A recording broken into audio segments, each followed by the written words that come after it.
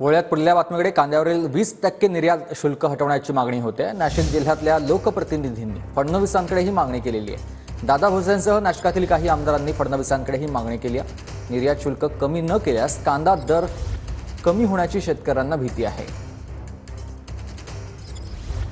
चे दर नाशिकमध्ये घसरत असताना एकीकडे कांदा उत्पादक शेतकरी अडचणीत आलेले आहेत आणि त्यामुळे कांद्यावर लावण्यात आलेल्या निर्यात शुल्क हे रद्द करण्यात यावं अशा पद्धतीची मागणी आता नाशिकचे माजी पालकमंत्री दादा भुसे यांनी केलेली आहे। नाशिक जिल्ह्यातील दादा भुसे यांच्यासह इतर लोकप्रतिनिधींनी देखील मुख्यमंत्र्यांकडे या संदर्भातली मागणी केलेली आहे।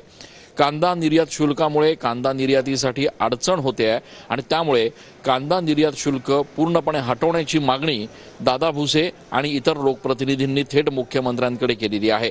सध्या नाशिकमध्ये कांद्याला 1000 ते 1500 एवढा कमी दर जो आहे तो मिळतोय आणि त्यामुळे निर्यात शुल्क कमी न केल्यास कांद्याचे दर अजून कमी होण्याची भीती देखील व्यक्त केली जाते आहे। आता या संदर्भात मुख्यमंत्र्यांकडून नेमका कधी निर्णय घेतला जातो हे बघणं महत्त्वाचं ठरणार आहे।